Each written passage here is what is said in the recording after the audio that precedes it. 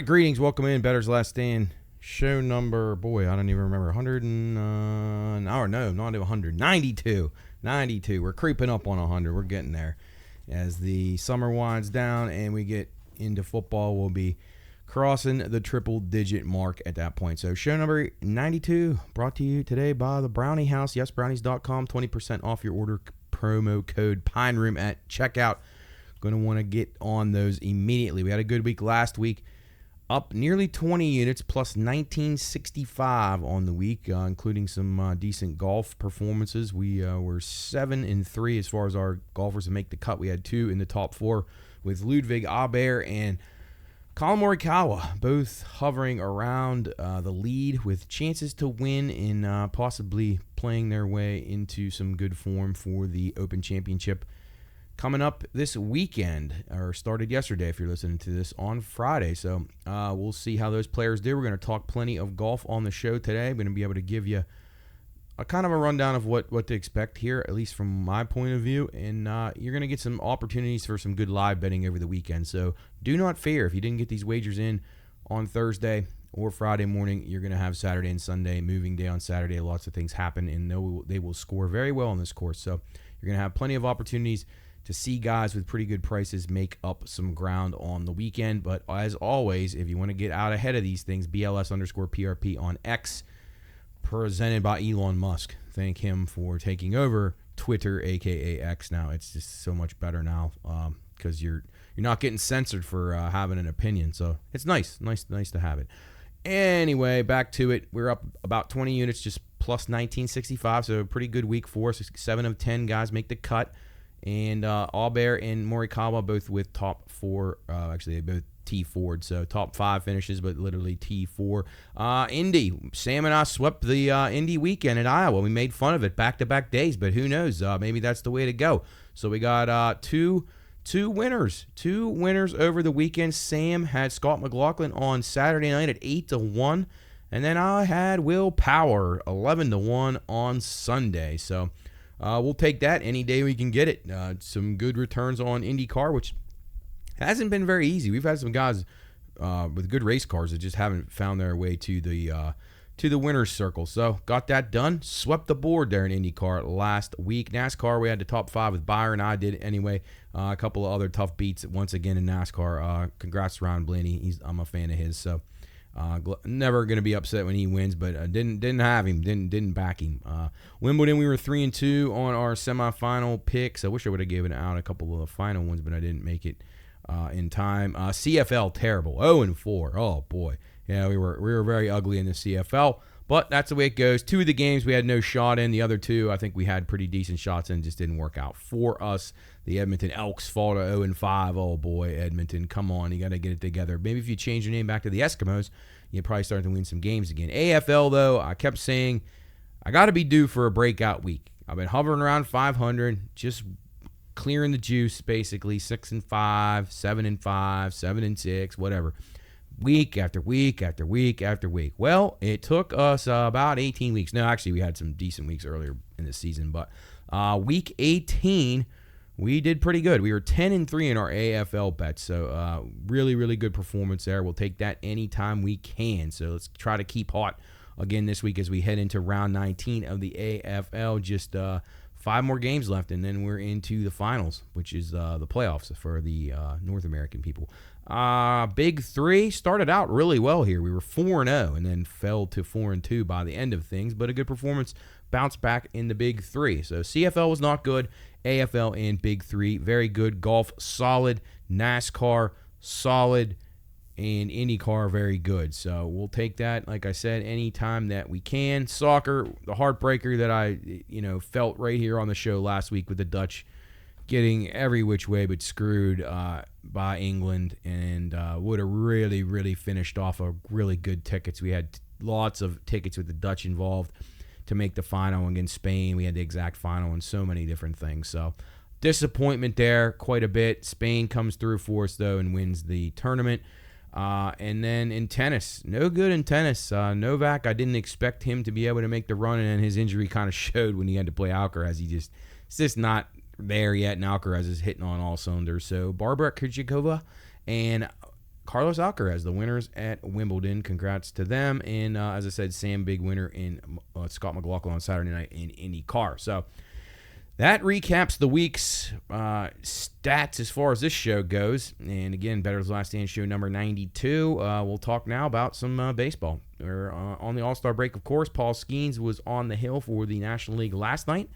Got the start, got out of the first inning pretty well unscathed. He didn't have the strikeouts that everybody was expecting him to have, but that's okay. He did what he needed to do. He was efficient. He had the one walk, but did very good, performed well. Mason Miller maybe was the best pitcher of the night. He was very, very impressive, hitting like 103 or something. It's just unthinkable. Hopefully he'll get moved. Hopefully he gets moved to Baltimore. That's what I'm hoping for. So the A's reliever shined last night. Ohtani with a home run.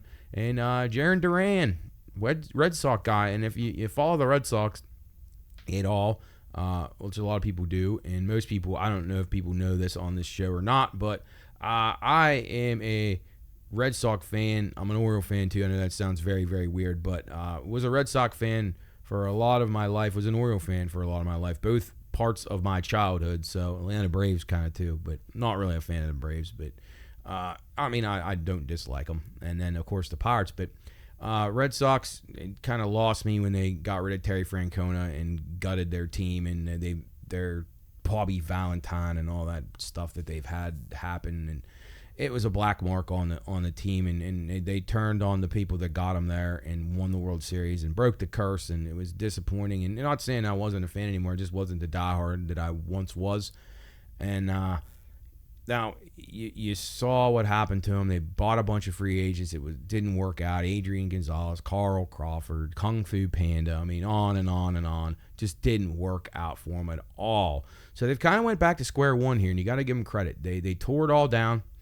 They got Alex Cora back after his suspension, and they built from within. They've groomed all these young pitchers and young prospects. And Jarren Duran, the MVP of the All-Star game last night, was one of those guys. Like, you could see about a year and a half, 2 years ago, like, once this dude puts it together at the plate, he's going to be incredible because his defense and his base running are absolutely top of the line.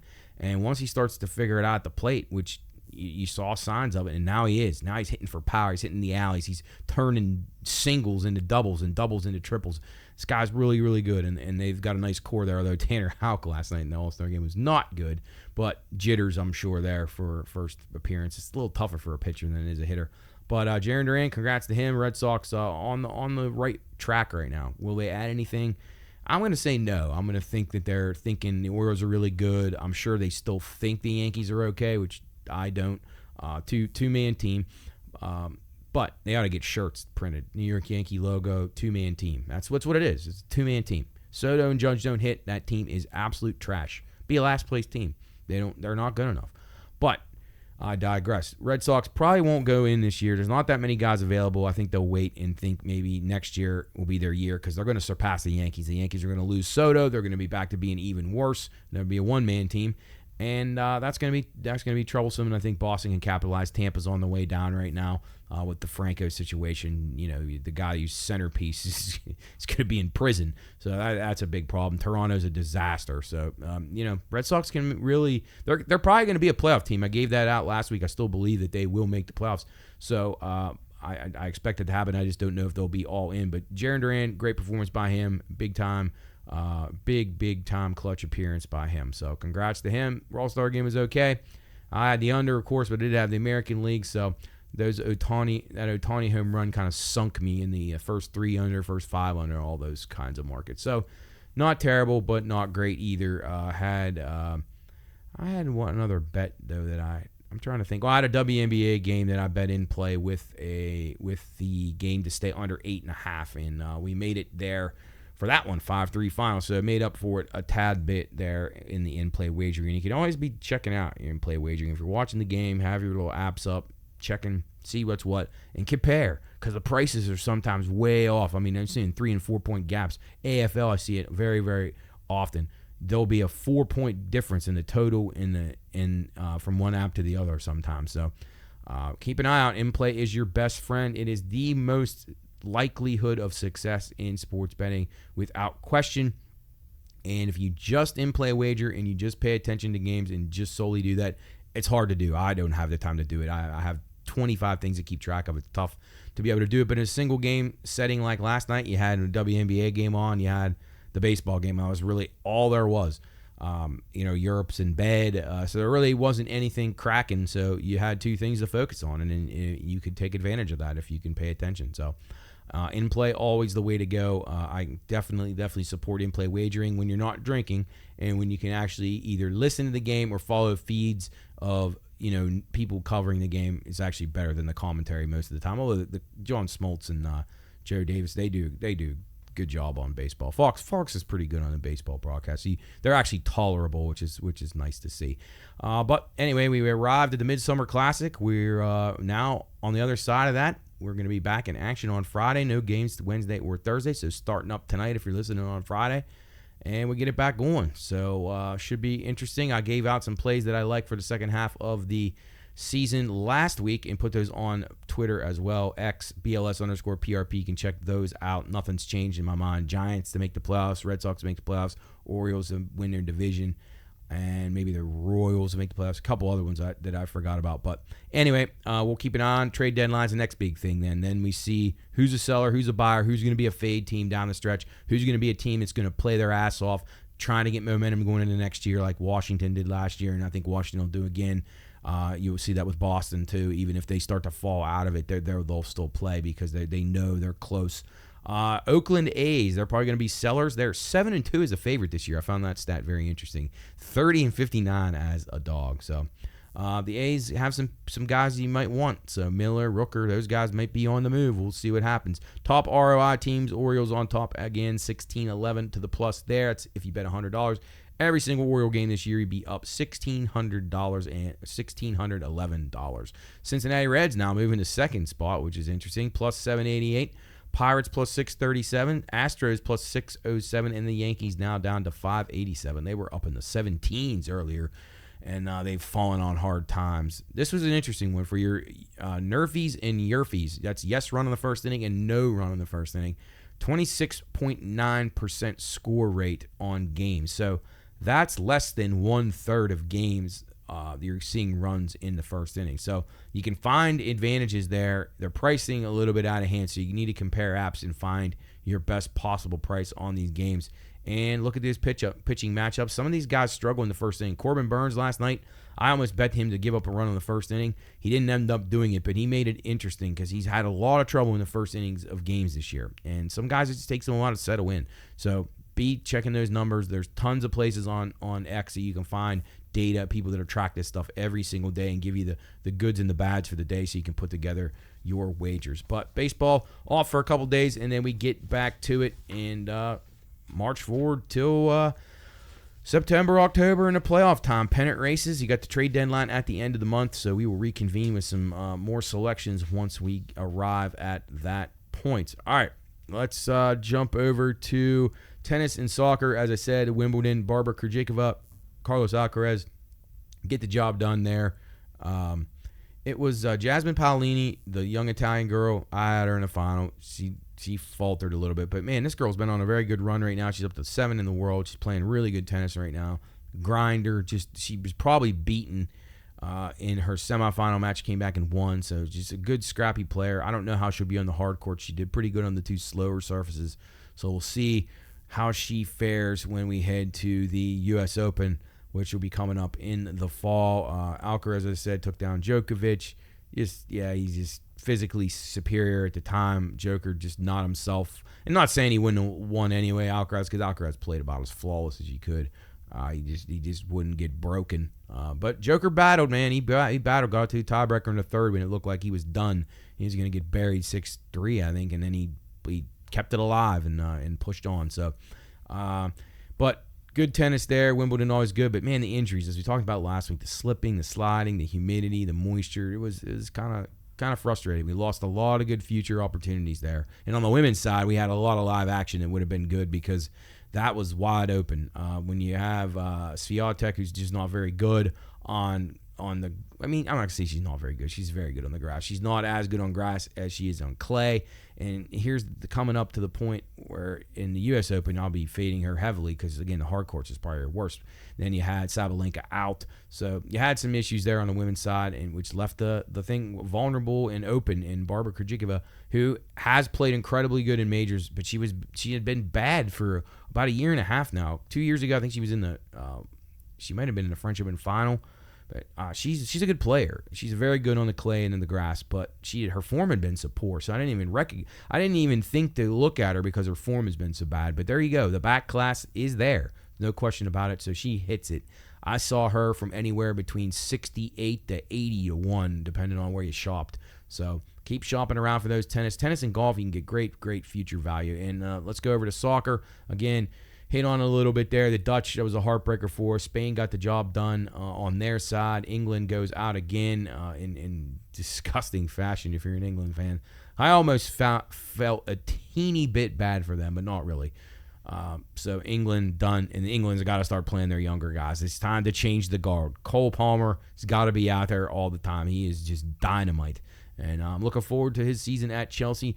EPL will be upon us. We're almost to August now. We're halfway through July, more so than halfway, and EPL will be right around the corner. So won't be long. We'll be talking about Cole Palmer and see if Chelsea can get back into the top four. That's got to be the goal this year, to get into Champions League football. With no European football, it could be pretty lonely, but you can go all in. You can go all in. You're not going to be playing those midweek games, and you're going to have a chance to really, really max out on the weekend. So Chelsea can lighten their roster a little bit this year if they want to, and just concentrate on their very best 11 to 15 players. Obviously, you're going to have injuries, but Cole Palmer is dazzling right now, and with a confidence level that's through the roof. So very, very happy to have him, and we'll talk plenty of EPL as we push towards the fall. All right, on to the Open Championship. We're going to be in the Highlands of Scotland over a Royal Troon over the coast. Links course, pretty easy. It's going to be gettable. I think Henrik Stenson won this at, I don't even know, 17, 18 under, maybe. Like I should have wrote that down, but I didn't. Him and Phil Mickelson went at it hard the last time that we were here, and this is a course that guys are going to be able to score on. It's going to come down to the putting greens, and it's going to be a putting contest. So there's really no player that is not in play this week as far as the game that would suit this course. The shortest driver can do damage. You saw Brian Harman last year. He doesn't beat the ball. Zach Johnson's won this event before. So you have guys who don't have to hit it very far to be able to contend here. So that's makes things tricky, because you then add so many players to the pool of players that you're playing from, and I have just a smorgasbord of people here, and if we're able to find one in here, a winner, it'll be a stunner to me, because I don't have a great feeling about this tournament. Scottish Open last week, Robert McIntyre was the winner on Scots soil. He is a Scotsman, so nice to see him exercise the demons after last year's debacle. But it's a tough field. The course is not hard, so that makes it tougher for me, because the scoring is going to be ridiculous. Obviously, everyone in the world is picking Scotty Scheffler to win. I'm a little bit dubious of him this week. He hasn't played in a while, and I'm not saying that he can't just find that form right away, but he's 4-1, and I just can't play 4-1. I think if you're going to do something, maybe some top tens or some things like that, with him parlay him with another guy or something. I don't like parlays, but if you want to do it that way, I'm okay with it in an event like this. But plus $4, $4.50 range, somewhere in there, 4-1. It's just not good enough for me for him. So I'm not going to recommend playing him. But here's the thing: by the time you're watching this, if he starts out poorly Thursday and Friday, and he's 7-8 shots behind heading into Saturday, then he becomes an absolute play for me. So check his prices. You're not going to get a whole lot of good price, even if he is far behind. So that's the thing about this guy. He's just performed like such a machine. He's being priced like a machine. So second choice, Rory McIlroy, 7-1. Can't even begin to think of playing him. I said it before, and I know I looked as if I was going to eat my words at the U.S. Open when he was going to get ready to win that. But he choked, and that's what he does. And he's just not a guy that can handle pressure. There's too many good players now. This isn't 10 years ago when there was 4 decent players and Tiger was hurt. So his days of winning are over. He'll win a couple tournaments here and there. He'll win the Zurich Classic with his partner, Shane Lowry. He'll win some stupid Canadian Open or some other bullshit tournament that no one cares about. But he's not going to win these majors. He's just not going to do it unless other guys implode worse than him. But Bryson DeChambeau came and got him and took him out. So 7-1, not even a chance in the world. He'd have to give me about 27-1 before I'd consider taking Rory McIlroy. Ludwig Aberg, we had him last week. Good finish, 12-1, way too low. No chance I'm taking him. Victor Hovland, 25-1. I don't love where his game is right now. Will it surprise me if he contends here? No, but I'm not going to play him. Not going to play Xander at 14, just a little too short. But Xander could easily contend. He hasn't played great in these tournaments. I don't know if the conditions are not the best for him. Good wind players, again, it's really, really important here. If you want guys that can play well in the wind, Bryson DeChambeau has proven that he can play well on any course. He's 12-1. Out of all the short price guys, he would be the most likely. I bet him way, way back before he won the U.S. Open. I got him at like 27-1, so I have a ticket on that. But I would recommend, again, holding off on him until maybe the weekend if he doesn't start out very good and he can make maybe a run on Saturday to move into contention. But out of all the low-price guys, he would be the guy that I feel the most comfortable with. His game is very, very sharp, and he is very, very determined, and he will beat the hell out of the ball all over this course. He's going to have numerous eagle opportunities at this course, so keep an eye out for him. Cameron Smith, if I have to make a pick of who I'm going to pick to win the tournament, I'm going with, I had a top 4 of these guys. DeChambeau, Cameron Smith's going to be my overall top pick if I have to make a pick. He's my top selection. DeChambeau 2, Minwoo Lee, who I had last week, but I think he was just sharpening his game. He didn't play very well, but I like him. 55-1 this week. Cam Smith with 30-1. DeChambeau 12-1, as I said. You can find better prices at places, I'm sure, or may find worse prices. You just got to hunt around. And then Ashke Bhatia. I know he's kind of a little bit of a big price, but I like this guy's game. Think he could do all right here. And he's 99-1. You can find hundreds. I saw some hundreds out there. So those were the top 4 guys on my list as far as the very, very top-end contenders in my book. Second-tier guys and guys that I'll be using in some DFS, that I'll be playing in some top 10s, and I'm always going to sprinkle a little bit on these guys to win as well because, you know, these payouts can be good. Patrick Cantley, 30-1, I like him. Shane Lowry, 33-1. He's a proven player. Links courses, he can play really well. Colin Morikawa, we had him last week. He's a little low for me, 16-1, but he's playing pretty good golf right now, so we'll take a shot with him. Terrell Hatton, getting a lot of press right now. A lot of people liking him. Not sure he has the mental game to be able to finish this out. I'd like to see that, but I don't know. Tony Finau, another guy, getting a lot of play. 33-1. I think he's worth the play. I think he's a great top 10, top 15, top 5 bet. Very solid at this tournament in the past, and he's played very, very well. Adam Scott, great performance last week. He's 55-1. It's a giant price. I think you can find him in some top 20s, some plus money there. So Scott knows how to play. Tremendous wind player. If he got wind here, check the forecast. It looks like it's going to be a little windy tomorrow or Thursday when you're looking at this. It would have been yesterday.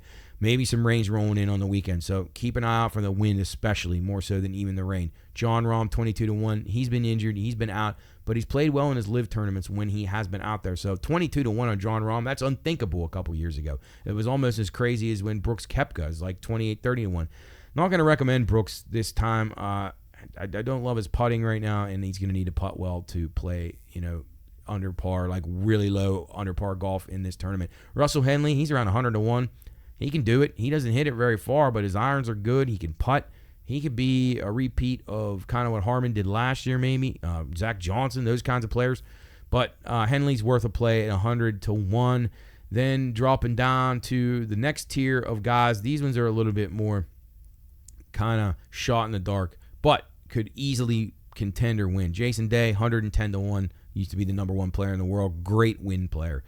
Cameron Young, he's played very good in these tournaments in the past. He's 50-1. Not sure his game's super sharp right now, but I think he'll roll in a lot of birdies here and be in the top 15 or 20. Siwoo Kim, always solid. He's a guy I love playing if you're doing like DFS or competitions where you got to have your guys make the cut to be able to qualify for money, for the weekend. Siwoo's a guy to round out your field or your group.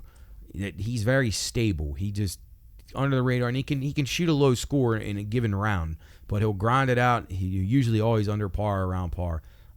which is always a good thing. Emiliano Grillo, he interests me a lot, and he is a gigantic price. I'm not sure he could win this tournament, but this guy has a lot of talent. He's 350 to 1. So taking a little shot with him, even for a top 10 or top 20, it's going to pay very, very well.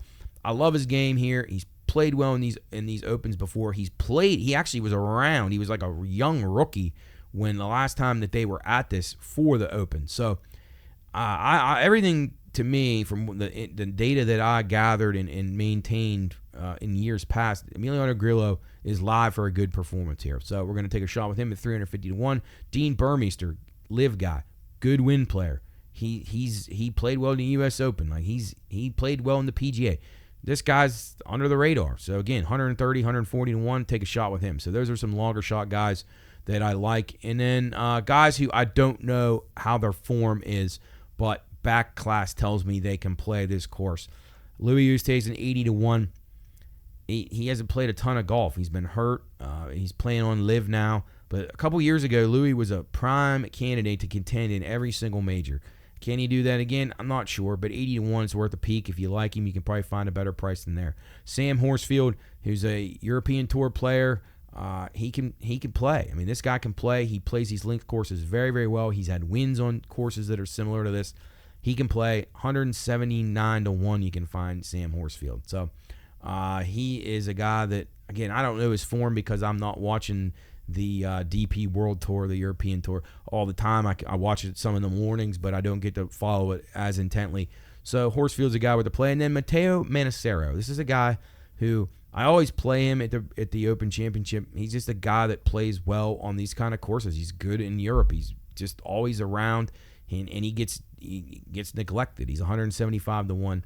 So I think Matteo Manassero can contend a little bit. I'm just looking for top 20s. If you get top 20s out of guys that are 180 and 300 to 1, you're going to have a pretty good weekend. So again, top plays: Cam Smith, Bryson DeChambeau, Min Woo Lee, and Ashke Bhatia.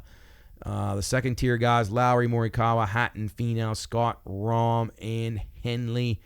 Then your longer shots: Day, Cameron Young, Siwoo Kim, Emiliano Grillo, Dean Burmeister, Matteo Manassero, Louis Oosthuizen, and Sam Horsfield. So hopefully he can control. And I had Sepp Straka, but I'm going to cross him off. I don't like the way his form. He seems like he's hit the wall. He's like he's played too much golf, so we're going to be backing off of him. But those are the plays. They'll be up at BLS_PRP. Don't want to miss those. Enjoy the Open Championship. Beautiful scenery over there in the rolling hills of Scotland, and should be lovely. Can check it out all weekend long, early in the morning. We're going to take a break here. Show number 92 for the Pine Room Studios. It's Bettor's Last Stand. We're going to come back, talk a little bit about some CFL, Aussie Rules, Big 3, and then finish it up with Sam the Man and the racing part of the show. It's Bettor's Last Stand, Show 92 from the Pine Room Studios. We'll be back in a moment.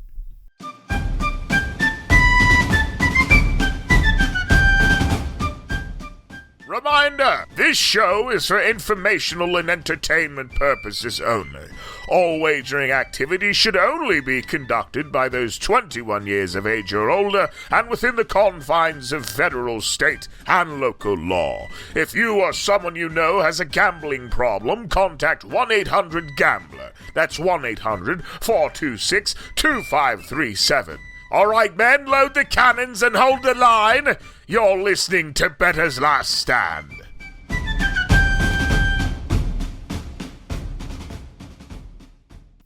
All right, welcome back in Bettor's Last Stand, Show 92. Matt here with you. Maybe someday the other guys will join the show again. Maybe when football season comes, they'll think it's worth their time, I guess. It's tough. But anyway, let's go through some recaps. Bad beats. I had an awful bad beat the other day. I think it was last Thursday, maybe. Yeah, maybe last Thursday. It was a day game, Nationals and Mets. I had the first 5 under. It was a late afternoon game. Literally 2 outs. I had the first 5 innings under 4.5 runs. 0-0 with 2 outs in the bottom of the 5th. The Mets are the home team. Mackenzie Gore is pitching for the Nationals. He gets the first 2 outs, then he gives up a double. Then he walks 2 guys. Then there's a bases clearing double by, of all people, Brandon Nimmo, who's absolutely awful. And the guys were playing at such a weird angle, it just rolled all the way to the wall. So cleared the bases. Then we got, I think, well, if I can just choke it off there. Oh, no. They take Gore out of the game. Don't worry. 2 more singles the relief pitcher gives up. So it ends up being 5-0 Mets at the end of 5. I was very, very disgusted about that one. Moving on to some more gambling news. Every single week we have things like this. Jonte Porter is filed a request. It was denied to play basketball in Greece. He was trying to, get the courts to rule that he's not banned from basketball anymore, at least for the time being. I think when his final penalty comes down, he'll never be allowed to play professional basketball anywhere. So Jonte Porter really fucked his life up pretty good there. Rob Manfred is worried about threats from gambling, threats to the players and threats of the players. So he kind of opened up and started to talk about it. But it's funny how Rob never mentions Ohtani and Ipe. He didn't really talk. Marcano, you'd think he was Al Capone. They talk about him like he's the worst guy in the whole world. And then Pat Hoberg, the umpire, nothing's really happened to him. He had a slap on the wrist. So Manfred is talking out both sides of his mouth. He thinks it's a concern because it has been. But the problem is he's not acknowledging that it's hitting the very best players and it's hitting umpires. So that's a problem. And integrity is a question here. And he still can't explain to me how Ohtani just doesn't have to answer any questions. He's completely exonerated before there's even an investigation. It sounds like the freaking media with the mainstream media. They just pick the person that they like and they just make the information fit the narrative they want to show you. And you got to be smarter than that. So there's a smoking gun here. We just got to find it. And in the Pat Hoberg situation, just doesn't. I can't fathom that this hasn't been talked about on TV or anywhere. I can't find it anywhere. VSiN's the only network that's even acknowledged it. It's shameful reporting for MLB Network, but you're probably not allowed to. They should be talking about this all the time. And ESPN, I didn't see anything. David Purdom or some of the betting story writers on the website probably did, but you don't ever see it on TV. You never even hear it talked about. But this is a problem. You can't have umpires getting suspended for gambling violations and then not tell anybody what they did. There's very, very scary. And just watch Operation Flagrant Foul if you want to know any more.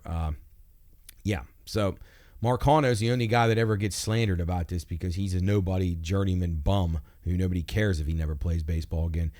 Gambling charges dropped against the Patriots. Keyshawn Butte, the LSU guy. So he got arrested in Baton Rouge, and he was betting his own player totals and things. I don't know how this charge got dropped. I'm very confused about how this possibly could have happened. I don't know where there was a breakdown of evidence, but there was videos of this dude flipping out on the sidelines and shit about his own stats not getting there and stuff like that. And when his team was winning, he was like crying almost. I don't know how they botched this case, but I guess Marsha Clark and Chris Darden were prosecuting it. But a disaster there. I mean, the guy didn't break any NFL rules, so at least yet. So, I mean, I think he should be able to play football, but he probably should be facing some fines. He's basically rigging his own player props in Louisiana, which would probably be a little bit concerning. But anyway, so he's off the hook for the time being. FanDuel, this is incredible. FanDuel mistakenly takes wagers. This has happened a couple of years ago, but it just finally came out that they are liable. April of 2022, they were taking PFL, Professional Fighters League, which is a MMA, a lesser version of like UFC. They were taking wagers on events that happened a week before. They didn't know. It was in their rundown of their markets. They were taking action on it, and they owed $230,000. People, they already had the results. They were betting the winner. They already knew who was winning. Just a disaster for FanDuel. And I'll say this forever. The management of sportsbooks across the country is a serious problem. There's people that don't know what they're doing. You have so many people that do not know what they're doing and aren't aware. And it's like, it is really scary out there. Fortunately, my properties doesn't have to worry about that. But This is a serious problem. They took 34 wagers on PFL fights that were scheduled in their computer system for April 1st when they actually occurred on March 22nd. That's incredible. The company paid out $230,000. They blamed their feed provider, which is the odds providers, which is the lazy man's way of doing odds these days. Everybody gets a feed provider. Silly. You get your feed. They make the odds. It goes into your system without you having to do anything manually. And then the feed provider said, no, you are on the hook for this. We pulled them out on our side. You opened them up on your side. So it deemed the courts deemed that, and I think it was New Jersey Gaming who made the ruling on this, deemed that FanDuel was liable. They paid out the $230,000. They honored all the tickets. So that was a bad one. FanDuel's had a few scares. They had another one at the Meadowlands when they were letting somebody bet on that Charger football game. Like they had a inverted price and the guy was just crushing the hell out of it, and I think they ended up paying that one. Skeens moves from 30-1 to 6-1 in NL Cy Young and is an overwhelming favorite for Rookie of the Year in the National League, rightfully so.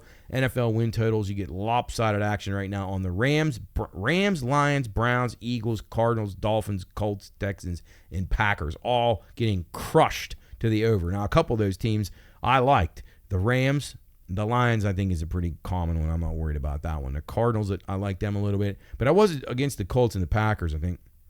But it always makes me worry when the public's honor. Election wagering, FanDuel and BetMGM in Canada have taken down the presidential election wagering, which they're smart enough to have. We are not. I've been trying to get West Virginia to be the first state to do it. It would be an incredible moneymaker for the taxpayers of West Virginia and the West Virginia Lottery and West Virginia as a whole. But they took it down, obviously, after Trump gets shot at on Saturday night and turned the world upside down. They took it down off the board, I think, assuming that his odds are going to go through the roof to win. And then football previews here on Bettor's Last Stand. We'll be having those coming up here beginning, I believe it'll be next week. We'll start doing a college football conference and an AFC and NFC division, give you some of the bets that we like in those as we head towards football season. All right, few minutes left here before we get to Sam. I got some CFL to go through, and Big Three, nothing yet. So check BLS_PRP for the Big Three. I didn't have the odds up again, slowing things down a little bit on those. I think maybe they got beat around, but we had a good week last week, so we'll try. CFL Friday games, we got two of them. We got a 7 and a 9:30. Ottawa Red Blacks -2.5 at home to the Edmonton Elks. Total 53. We'll be going with Ottawa minus the 2.5 on the Friday night game. Then you got Winnipeg at Saskatchewan. It'll be Winnipeg -2.5 on the road. Total 50. We will go over the 50 in that one. And then Saturday's game, it'll be the Toronto Argonauts at the Hamilton Tiger Cats. Hamilton 0-5 on the season. We'll take Toronto on the road minus the 4 points, the total 53, but we're going with the Argos minus the 4. And then the finale, Sunday night, BC Lions at the Calgary Stampeders. 52.5 is the middle. BC 4.5-point favorite on the road, but we'll be concentrating on the total and go with BC, the Lions, over 52.5. Again, you can find all those BLS_PRP. On to round 19 AFL. Got a big Friday card. Got four games on Friday and 5 on Saturday. So let's start it off. Adelaide and Essendon. This is a Friday early one. You probably won't get it here. We'll go under 168.5 in that one. Gold Coast and GWS 11:45 Friday night. We're going to go over. That's over 168.5. The 9-8 Suns and the 10-7 Giants. West Coast and St. Kilda. Also 11:45 p.m. on Friday night. 164.5 is the total here. We would go under the 164.5. West Coast 3-14. St. Kilda 6-11.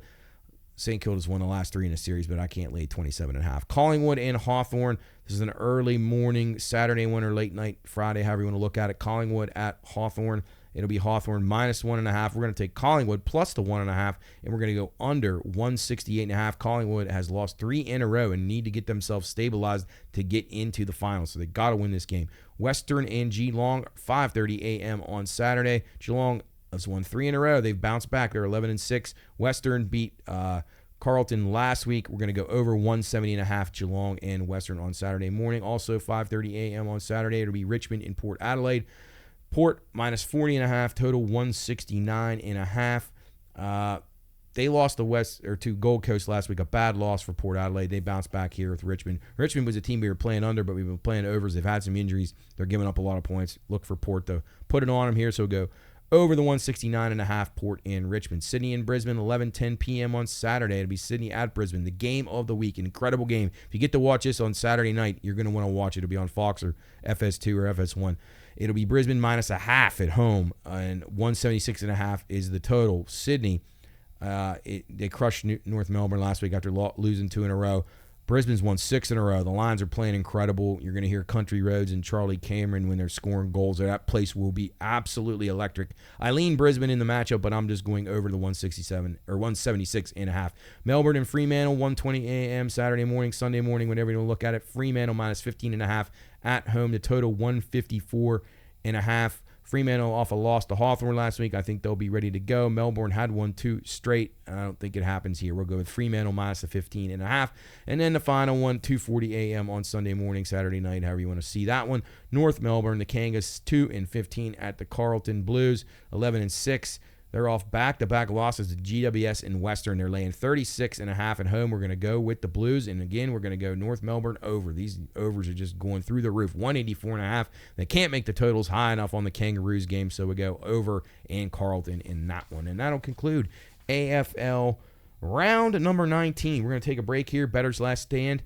Show number 92, Sam, coming up next. Don't forget to get over to yesbrownies.com. Get your brownie box today. They got baker's kits. The guys went down and visited with our friends from the Brownie House. Gee, you can visit them, yesbrownies.com. The Brownie House, the guys went down and visited with them, brought some of those bake your own kits back. So they got all kind of options. Get on there, yesbrownies.com. 20% off your order when you use promo code Pine Room. We're going to take a break.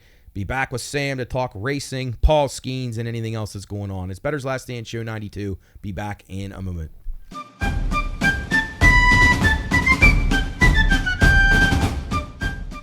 Reminder, this show is for informational and entertainment purposes only. All wagering activities should only be conducted by those 21 years of age or older and within the confines of federal, state, and local law. If you or someone you know has a gambling problem, contact 1-800-GAMBLER. That's 1-800-426-2537. All right, men, load the cannons and hold the line. You're listening to Bettor's Last Stand.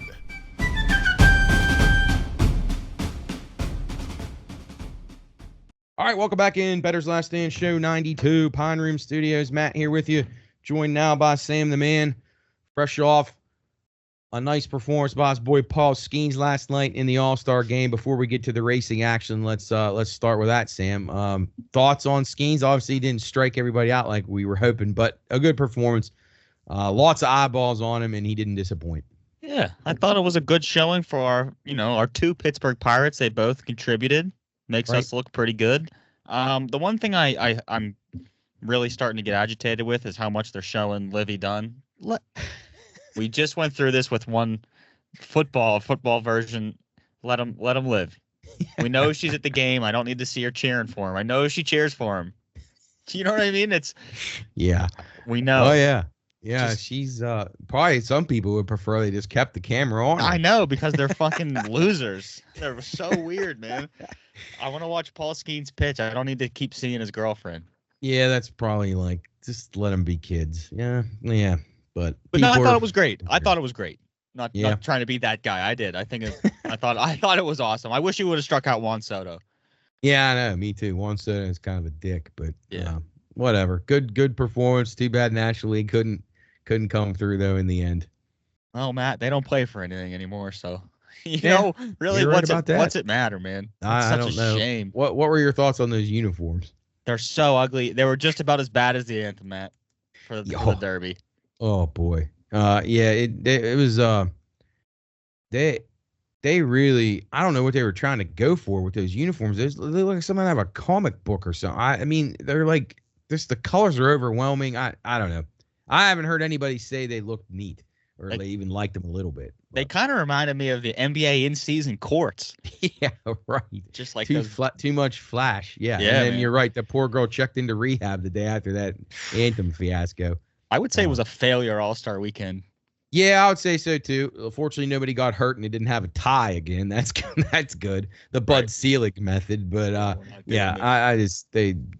it used to be the only All-Star game worth watching. Now it's getting tougher by the minute. But Like the Pro Bowl.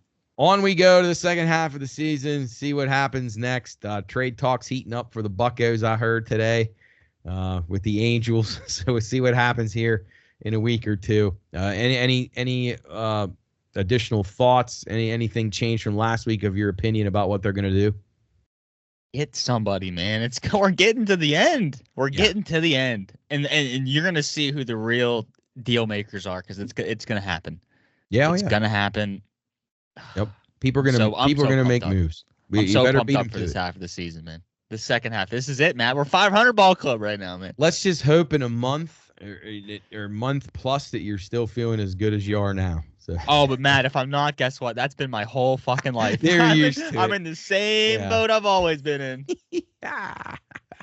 Yeah, you're right there, buddy. That's for sure. All right, let's shift over to car racing. And hey, how about us? We sweep the weekend in Indy Car. Wow, you had the winner on Saturday. I had the winner on Sunday. What the hell's going on? Scott McLaughlin on Saturday night, which I thought we weren't going to be able to see the race until I fortunately found it was on CNBC after Trump got his ear blown off. And then on Sunday, it returns to somewhat normalcy as Will Power, who had a good car the night before, and I doubled down on him, and he got the job done over Alex Palou. Scott McLaughlin, again, lots of laps led in that race. He had the most dominant car of the weekend. What were your observations from the Iowa weekend that we made fun of, but it worked out good for us? It did. It worked out good for us. I still think it's really fucking stupid. I do. But we both won, Matt. We both won. What I also thought was odd is that after the second race, which was an hour or 2 hours earlier start than the first day, right, is that they promote this concert. They show them bringing in the stage, and they're like, "Oh, Post Malone and so are going to be performing." And it's like, and we're done. We're not showing you that. Yeah. So I don't understand why they even had to tell us. Didn't do us any good. It wasn't. I don't care. It's like, well, you should have been in Iowa. You weren't. Well, McLaughlin obviously ran really well. Yeah, any other observations? I mean, it was Friday night or Saturday night's race had a lot of interesting drama in it as far as just like guys pitting at the wrong time, getting caught out. I thought Colton Herta was kind of a bad luck guy in that regard. I thought he had a pretty good car. Any other observations from the two races? I mean, they weren't bad actually. They weren't bad. I love how strong McLaughlin looked. My biggest takeaway, Matt, was Stingray Rob's crash. Holy shit! Yeah. Now, and Stingray, who crashed in one of the races and then finished. Where did he finish? Oh, and he had a season best 15th in the other one. Yeah, that's what I mean. How about that? Yeah. The Stingray starting to come into form.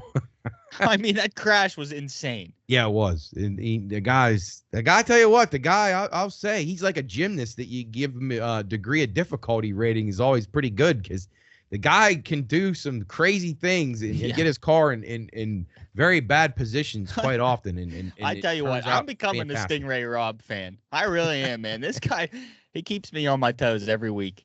He does. Or not every week. They only race every, 3 weeks or whatever. Right. Yeah.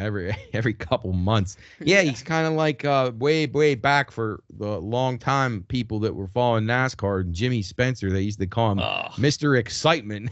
That might be what they call Stingray Rob now. You just never know what you're going to get. You're going to get a death-defying crash out of him. It's usually pretty eye-catching. That's for sure. Yeah. I think I got a Jimmy Spencer trading card. Maybe I'll give it to you. It's probably valuable. Smoking Joe Camel. He had a sharp car there for a while. All right, on we go to Toronto now. We actually have another race this week. I know this is surprising.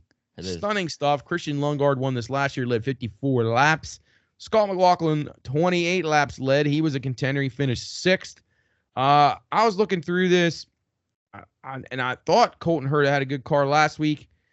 So he's going to be my pick. I think my top 2 guys this week are going to be Colton Herta and Scott Dixon. Where do you come down here on the Toronto race?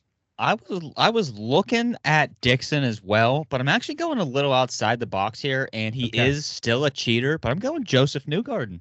Okay. I'm going with Joseph Newgarden. I don't ever doubt Penske. Yeah, it's hard to do. It's just tough to do. And Newgarden is very good. And if you're going to cheat and win me money, I guess that's okay. We'll take that, right? Yeah, right. You know, sports books don't know. They pay out, so you're getting the money. Right, yeah, right. As long as he doesn't fail the initial inspection, you find out months later, you're good. Right. Nothing to see. Who else you like? I also think Ray Hall can sneak into the top 10. Okay, yeah, I considered him too. I thought he had run well in the past at this track, so I thought he was worth a little bit of a shot as well. I agree with you. He was right on my board of just missed the cut. Anybody else? What do you think of Stingray? He was? Let's see. Stingray, what did he do in this race last year? There he is, 19th. Yeah. But he was running. He didn't crash. It's good. He finished. I'm thinking, Matt, he'll probably finish right around that 20 to 25. Okay. Somewhere right where he typically is. You can always kind of predict. He's about as easy to predict the range of like the band in which he'll finish, kind of like Lance Stroll in F1. Right. Or, this crash, he could have seen the light. This could have been what he needed to figure. He just has all the answers now. Well, we'll see. Toronto race. I didn't write down the time of this race. Do you know when it is? It's a Sunday afternoon, I assume. I didn't write it down, but I can look it up right here. Because I didn't.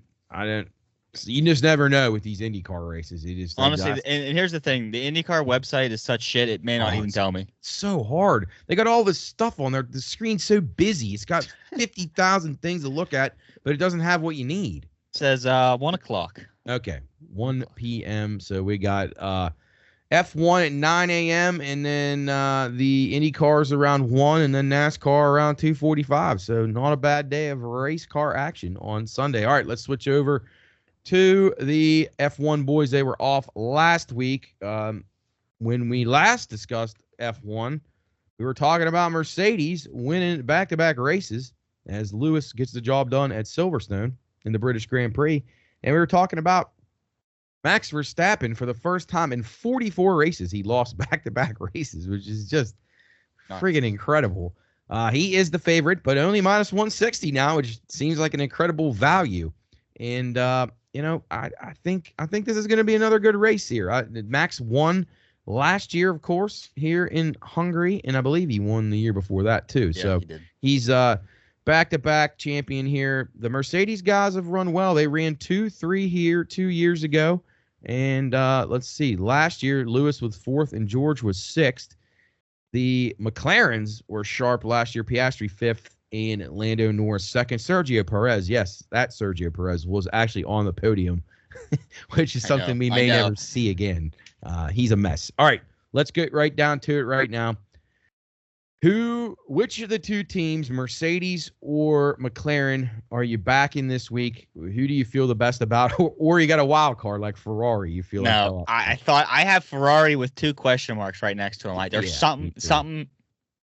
My gut is telling me 2 different things, and I can't take it. It's telling me that Carlos Sainz might win, or they're both their engines are gonna blow up. Because that's Ferrari, man. That's Ferrari. Yeah. But between those 2 teams, McLaren or the Mercedes, I think I'm going with the McLaren. Okay. I think that they've just been stronger. There's something about George. George is the one that's throwing me off. I know he had the win, but yeah, and then he had a bad finish, which may not have been his fault. I got a good feeling about Piastri this week. I think he's going to be good. I like him. Are you thinking Lando will have a shot of winning? Yeah, I do. I actually have Lando wins and then Lewis in 2nd. I don't know why I think that. I'm feeling crazy. F1's got me revitalized. All right, so let me ask you this question. Based on that, you have Lando and Lewis on the podium. Is it going to be Max up there too? Or are we going to get what I was going to ask you? Who do you feel more confident about a double podium finish? McLaren at 2-1 or Mercedes at 3-1? I know it's tough because you got to pick between Piastri and Russell to beat out Verstappen. It's going to sound crazy. It's going to go against what I just said, but probably Mercedes. Mercedes? Okay. Yeah. I'd lean that way a little bit too.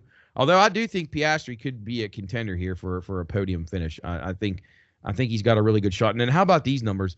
Red Bull 11-1 for double podium. Months ago, that you could barely get plus money on those, and then Ferrari's 20-1. I know. So not a lot of confidence in the Ferrari garage right now. Let me ask you about another team-related proposition for the weekend. What do you think about Aston Martin as a double top 10 finisher this week? Do you think that's possible? They did that last year. I do. I definitely do think it's possible. What other teams, the smaller teams, are you looking at that may be able to contend a little bit this week? I would say maybe the Alpines. Okay. All right. I think the other teams, Matt, absolutely fucking suck. Yeah, you're right about that. Like honestly, like right. I think Haas is going to be all right. Those two teams, but everybody else, like, man, the other teams, they just have either one good driver or just nothing. Well, it's funny you say that because I wrote down these too. So they're putting these in because there's really no way to involve, Haas and the Racing Bulls and Williams and Sauber into your wagering. Like you're just fading them and their price is ridiculous. So they've been putting in these winner without markets. So you take out Red Bull, Mercedes, McLaren, Ferrari, and even Aston Martin, who's clearly above the rest of them. And then you got Haas at even money, the Racing Bulls at plus 260, Alpine at 3-1, Williams at 6-1, and Sauber at 25-1 for the next highest finisher. I mean, would you go with Haas? Do you think I think Williams? Maybe I don't. Alpine's probably your safest play. Alpine is probably your safest bet, but Matt, they are also like. They'll fucking throw one under the bus for you, and they will DNF so quickly. Like, yeah. Well, look at last year. Look at last year here. They finished literally the last two spots. Ocon was 19th. That's the hardest question you've ever asked me. Yeah, I know. Well, I just thought it was an incredible thing to ponder because even when you're taking out Red Bull, Mercedes, McLaren, Ferrari, and Aston Martin, it's still impossible to figure out which team has a guy that is capable. Because what it's going to take, basically, is a guy to finish in 11th or 12th place probably. That's probably what it is. And last year, if you would have done this, it would have been Alex Albon would have cashed for Williams last year at this race. So anything is possible, but I'm with you. I'm thinking maybe the Alpines are your best option here, but Haas at like even money to me is a little bit interesting because that seems a little bit overpriced. I don't really understand that. They didn't impress a whole lot last year, and they really aren't that impressive this year. But who am I to argue with the odds makers? But all right, anybody else under the radar? Any other bets that you like? You gonna go with Alex Albon again this week? What do you have to? Thinking? He's my go-to. Okay. He's like my Alex Pierce anytime touchdown. Oh, I like that. Which we will be going back to a lot upcoming. Okay, we're just a few weeks away from that. Buddy. Excitement. But Alex Albon, if he's able to duplicate what he did last year, he may cash that bet for the Williams to be the top finisher without the top 6 or top 5 teams. So could you imagine watching a field like that race, Matt? That would be incredible. Yeah, it would be incredible. Yeah, your winning position is really 11th, not first. Dude, that would be so awesome. But it gives you something if you want to get involved with these teams. It is quite difficult. I think Logan Sargent, whoever. Run good. I mean, I'm not sure this guy's qualified to run in any racing circuit. No, he's not sniffing anywhere past 15th. It's bad stuff. But all right, so you're going with Lando to win it, and you said Lewis in second. Correct. Any other bets? Anything else? I'm gonna go. Honestly, give me the Alpines in the top 10. Give it to me. Alpines double top 10s. I like it. All right. Let's shift over to stock cars where we had more bad racing luck for us last week. Sure did. I mean, I always like Ryan Blaney, so I got no issue with him winning. But, man, he puts on a good show, gets the job done. And once again, we're on the wrong side of it. At least we got the job done in Indy Car because it was another tough one. Denny Hamlin finished second. Alex Bowman beating around the bush. I had William Byron. Couldn't get up there. Reddick was right there. I mean, at different times of this race, I've said this several times this year, is just I felt like one car was going to be good. Ty Gibbs with disaster again. As soon as we pick him, of course, he has problems. You had guys with suspension problems, engine failures, crashes. You had everything. Kyle Busch crashes again. Shocker. Todd Gilliland had an issue. He had been very, very consistent on a really good run. What were your overall thoughts last week from Long Pond and Pocono? It did not go in our favor, Matt. Something about that race, it's good. It's good to watch, good on TV. But like my boss says, it's shit in person, and it was just a shit one. Yeah. It was just kind of a shit one for us. Like I said, so many different things happened. I thought Gibbs was going to be strong like the whole race. Yeah. And as soon as he fell off, it was done. Yep. And then he has uncharacteristically bad luck and things that don't usually happen to a guy that quality. The Hendrick cars run solid again, though. I mean, even though they didn't win, they had I think all 4 of their guys were in the top top 13. So giving them some momentum. Ironically, when you look through the NASCAR data from over the years, a lot of people will make the comparison that the Brickyard, which we returned to for the first time since 2020 for the actual Indianapolis Motor Speedway, they will compare a lot of the track to Pocono and Michigan. So maybe some of the guys who had good cars and bad luck last week can translate into that this week. Now, Pocono also has been declared kind of a semi-road course as well because you got a lot of shifting and different trajectories. That one turn, that one deadly turn is just like incredible. It's like a catapult, and then the rest of it's kind of flat. So definitely unique. And then we go to another unique one. And I'm glad they're back on this big speedway. I like this track. I always kind of did, especially with these new cars. I'm really curious to see how this is going to translate. It should translate into great racing because one of the complaints from the Brickyard all those years ago, back in the early 90s when I think Jeff Gordon won the first one, was there wasn't enough passing. But I think you're going to see some passing now, and I'm excited about this race. What say you? Yeah, I'm excited. It's at a historic venue. I think anytime you're doing something at a historic venue, except the Clash at the Coliseum, that is not right. That does not count for this. Yeah, I think it's great. Historic for racing. Yeah, Jesus. I think it's awesome. And honestly, I can't wait for it. I cannot wait. Should be a good one. All right, so let's get down to it. Betting favorites, Denny Hamlin. He has 5 top 5s here at the Speedway. Hasn't won yet. He's knocking on the door, and we keep saying he's had a run of luck lately that's unlike Denny Hamlin. Although he did run well last week, he didn't get the win. So he's definitely pushing hard for a victory. It would not surprise me if he made it to victory lane, but I can't bet him at 3-1. It's just not going to happen for me. Ryan Blaney, 750. That's not bad. He's coming off a win. Tough to win back-to-back. Probably pass on him. Kyle Larson, 6-1. Too low of a price for him as well. So I went a little bit further up the board, and my top pick this week is going to be Joey Logano, 15-1. What do you think about him? And then give me your top selection for the Brickyard. Matt, I'm a huge fan of your selection. I was debating him the whole time. He's been stronger these past couple races. He's been looking like Joey Logano. I think that's a very good sign, not only for him, but for the Fords. The Fords have had a tough year, man. And Blaney with a win last week, momentum going for them, So that they're looking good. And I actually went a little farther down the board like you did. I went to Ross Chastain. Oh, wow, yeah. I looked at him too. I'm very curious about what he'll do at this track. He's like a wild card to me. He could be really, really good here. I like that pick a lot. That's a good thing. I was debating between him, Keselowski, and my real sleeper was Michael McDowell. Yes. Yep. Yeah. No, I think that's where. I mean, he's a monster price. And I looked at Keselowski too. He's had really strong performances here. He's won here. He's only 8-1, so I was a little bit dubious. Like, it's just a little too low for me. But I think Brad will run really well here. Wouldn't surprise me if Buescher ran well. My second pick, like my 1A, 1B, Chris Bell, 12-1, drifted up a little bit. That's the price. He hasn't been 12-1 in a while. He's usually lower than that. I like the way he races on a track that could set up well for him, I think. What do you think about him?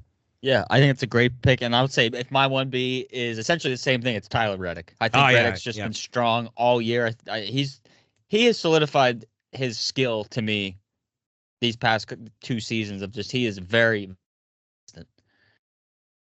Yeah, he's a what I would say is a championship contender now. Yeah. Like I'll be curious to see how he handles the playoffs and things like that. I would consider him definitely in the mix. I think him, Chris Bell, you got some different guys now that are definitely championship contenders. Reddick more consistent than Bell, week in, week out, in my opinion. He's the safer of the two for sure. While Bell may win more, Bell also DNFs more. So yeah, I agree, but it seems like when Bell has the weekend that you're looking for, he dominates. It's a clear cut. As soon as you can tell he has the best car, it's over. Yeah, and it reminds me, he does kind of remind you of, not really in driving style or anything, but when you say that is like kind of like what Kevin Harvick would do sometimes if he's just the very best guy and he's just like, you're not getting past him. And Kyle Larson does it time to time. If he has his car dialed in, he's unbeatable, no question. And the interesting thing about this race is we don't know what a lot of these guys are going to do. The only guy who in the top 5 from the last time they raced here that's still racing in the Cup circuit is Brad Keselowski. Kyle Busch did finish 6th. Michael McDowell, as you said, was 7th. Tyler Reddick got some time here, but these are different cars. We'll see. He was 8th. But Kevin Harvick, Matt Kenseth, and Eric Almirola were your top 3. I know. How awesome was that? Yeah. How awesome was that? So, but some of these guys did get a little taste of it. You even had Clint Boyer in the race back then, and Kurt Busch and Ty Dillon with decent finishes. Hey, what did you think of Bubba's number? Here's the thing about him. I don't know. I don't understand how they price him. To me, they price him too low based on they think that people will bet him just because he's him. Like he has his own segment of followers. But like to me, I don't love his price. Like to me, he should be like 45-1. Like I can't. If you're going to ask me if I'd rather have Ross Chastain or Bubba Wallace, Ross is 35-1 and Bubba's 30. I'm taking Ross every single time. So to me, odds makers don't do him any favors, and I don't. Guys like us aren't going to bet him at that price. I mean, if he was 50-1, I'd consider it. But I got to pass at that point. But any other wild cards? What do you think of Harrison Burton? Oh man, he's good riddance. You tried. You really did. You've tried for long enough. You can't get them their 100th win. Your last name helps too, by the way. Yeah, I'll say. But anybody else? I don't even know who you would look at. Daniel Suarez. I was going to say maybe Suarez. You know what? I see Hocevar down there. Yeah, I like him. I'm going to throw him in the top 10 because he has been consistent all year. Yeah, I agree with that. He's been good. There's some guys. I would say this rookie crop, while it might not be very flashy, I think that they have some quality drivers here. I think Zane Smith's pretty decent. Josh Berry's obviously very good.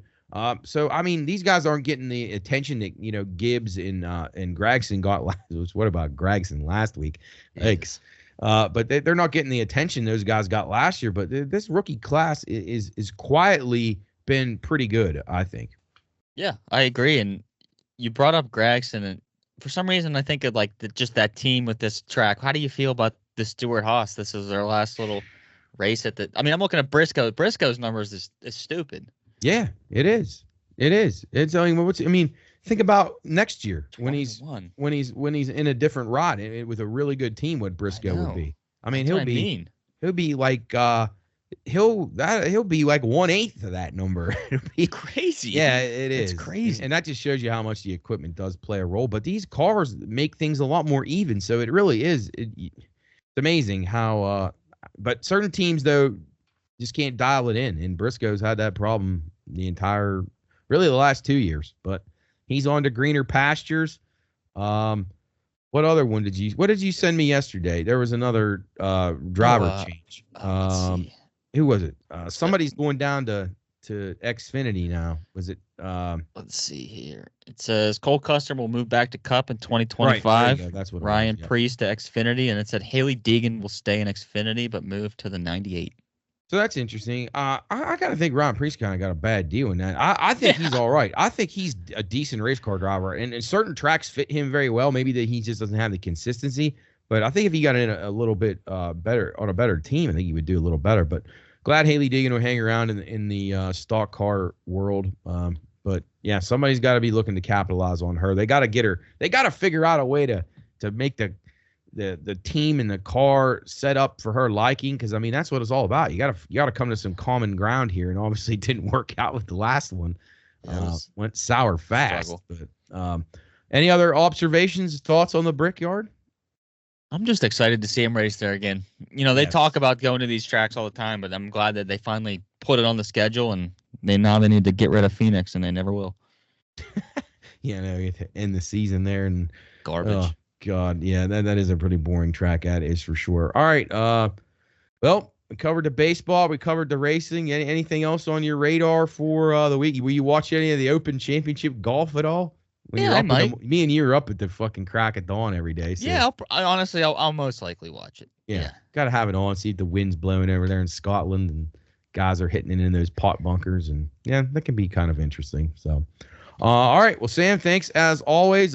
Enjoy your birthday weekend, buddy. Happy birthday. I will. Hey, you know what? I have one prediction, which I've been thinking about this for maybe 3 days, and I'm not sure.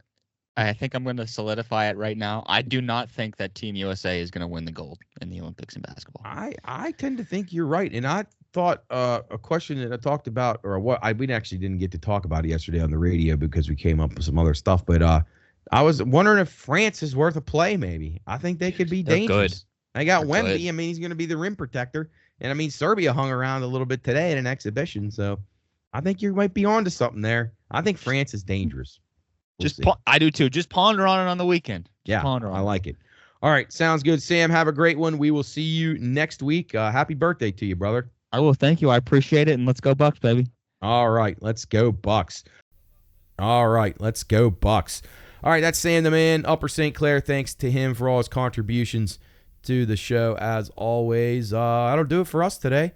Hope you have a wonderful and safe weekend. Get on out there. Get over to the Brownie House, first of all, and order some brownies, yesbrownies.com, 20% off your order, promo code Pine Room at the checkout. Check us out on the Watchdog Radio Network, watchdognetwork.com. You can listen to our radio show, Monday, Tuesday, and Friday every single week. We got Football Fridays coming up. We're going to have Duggar's Saucy Spread Challenge. It seems like we just ended that. That's all right around the corner. We're 6 weeks away from the Abby's Football League starting up. We're less than 20 days away from the NFL preseason starting. Yikes. It's just coming too fast. But anyway, we don't have a choice. There's nothing we can do about it. We'll just get ready and try to get you some winners. So until next week, we'll see you from the Pine Room Studios. That'll do it for us on Bettor's Last Stand Show 92. Have a good one and best of luck with your wagering.